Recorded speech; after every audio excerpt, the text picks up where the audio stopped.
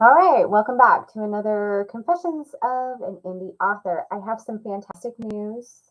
I spent the weekend and some of my nights this week working on editing.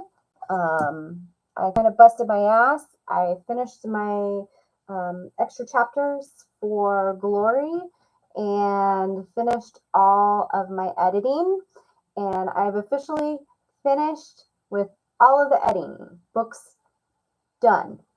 Problem is, I've decided to add an epilogue, which will kind of tie in maybe the next series of books. Kind of leaves it open for me to continue if I wish to, which I am. But with this series being set in World War II, we are now moving into Cold War era as far as, following this historical fantasy timeline. So I'm kind of switching gears on the general look and feel of the books going forward. It's going to be much more of a, spy espionage, Cold War type of feel. So things are going to have to adjust a little bit in terms of that. So I'm kind of setting that stage, if you will, by adding an epilogue to the final installment of this trilogy, to usher in the new age. So with that being said, I should be able to finish up this week, get all of my formatting fixed up and polished, and I should be able to submit that to Amazon and order approved copies and get those out to my beta readers on schedule. So, way to go. Um, that's why I set these goals for myself, is that I know when I'm behind and I can still reach my deadline. I just have to commit myself to it.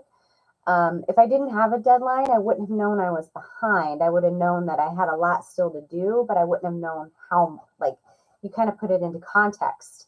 Um, so I think that's why it's important to say, hey, look, if I edit 3 chapters a week, I'll be on target to get this done at this date, and so on and so forth. So that's one of the reasons why I set those dates. And plus, it kind of gives me something to aim for and keeps me on task.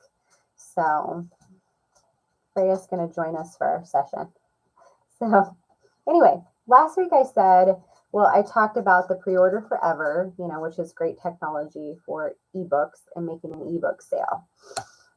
I'm going to plug another product that I use, or I'm trying to use. It's a newer technology, and I think people are still trying to grasp it. When I go to events, I still do always bring business cards. Business cards are important. People like them. What I do find is that a lot of people put the business card in their pocket, and it usually ends up in the trash, I think. I really don't see a lot of return on, let's say, Facebook followers. I don't see a lot of book sales, maybe a few here or there. One thing that I can recommend, if people are going to take a paper, a physical business card, flip it over on the back and write what they were looking at. So they remember, oh yeah, this is the person that had that book I was interested in. Or, this person had that coffee I was interested in. The other thing that you should do is write your booth number on the back so that they know where to return. 9 times out of 10, when people say, oh yeah, I'm going to be back and I'll pick that up for sure, they're not coming back. Usually if you don't make the sale then and there, it's usually not going to happen. And I say usually because there are the times where that usually surprises me. Of course, Freya has to go to the bathroom right now. I'm just going to ignore her.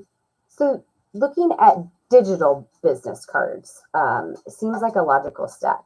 So one of the challenges, not only to get them to either return to the booth, or you're trying to get them to go out to Facebook and like your page, or you're trying to get them to buy something online. Everyone, where you want to be as a business is on the phone, okay? People's lives are on their phone. My life is on my phone. So the goal is not to be on the piece of paper in the pocket, You want your information in here, whether it's on Facebook or email or Twitter or TikTok, it doesn't matter. You want to have access to the phone. So how do you get the business card from the business information from the business card to the phone? Skip the paper business card altogether. And if you can get directly on the phone, that's the way to go. So, looking into digital business cards. Basically, those use the NFC that's existing in the phone, where you would tap it and your information shows up on somebody's phone, and then they can click a link that goes directly to your Facebook page and like the page right then and there, or they can go directly to your website and bookmark it. That's what you want. Okay. You want the direct contact information. So I work as an ambassador for a company called Popl.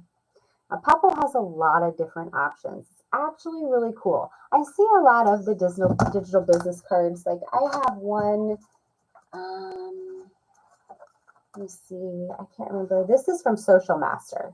This is a digital business card. It's metal, but usually they kind of come in this format. Same kind of concept. You tap it, all your information is on there. It's sleek, it's neat. The reason why I liked Popl is because while they have that option as well, I was able to put my logo on this one. It's kind of an iridescent, it's paper, but it's like a really, really thick kind of cardboardy, almost it might be plastic paper, but also has a QR code on the back that you can scan. One of the problems with the technology is that people, if they don't have their NFC turned on their phone, they will try to tap this and it won't work. And they'll say, well, it's not working. Well, there's a couple of different things that can happen. Either they don't have the NFC turned on, or that you have to try a few different places on the phone. I think, on the iPhone, I think it's towards the bottom of the phone.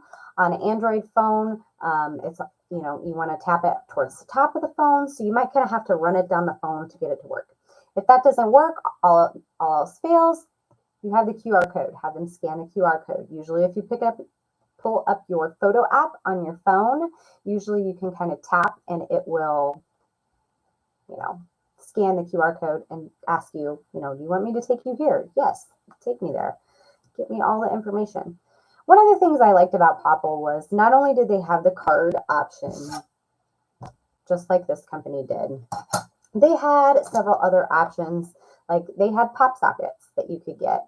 I got one for my phone. It's like a little sticky thing that goes on my phone underneath. What I like about this is that it's always with me. So if I'm out eating with friends and I'm like, hey, I just launched a new book. Oh, that's awesome. Can I get the link to that? Yeah, sure. Here you go. I always have my phone with me, even if I don't want to pull this thing out of the wallet. If I have time to pull it out, I will. But this gives me instant access to it. If I'm walking around in my normal life, a lot of times people will be like, oh, do you have a business card? Sorry, I don't have my business cards on me.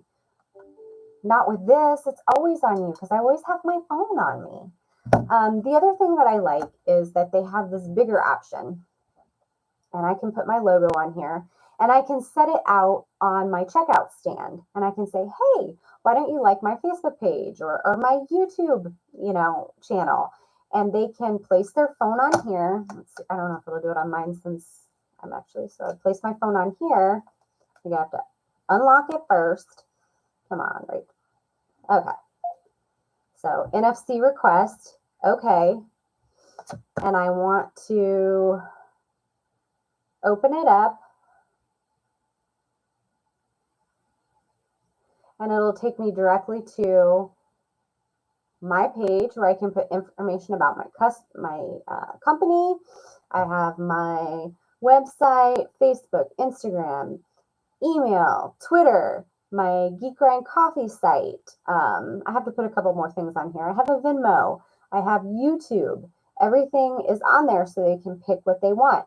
And, once they've actually picked, like if you like me on my Facebook page, then you can pretty much, find all of the information, click on my website link and find it there. So that's how that works. Same thing here. That does have the QR code in case the NFC scanner isn't working on the phone. So there's the backup option. Now, just laying this on my checkout stand, nobody knows what it is because people are not accustomed to a digital business card. So I put a nice little explanation card. This is a digital business card. Please tap your phone. If it's not working, do you have this turned on? Scan the QR code.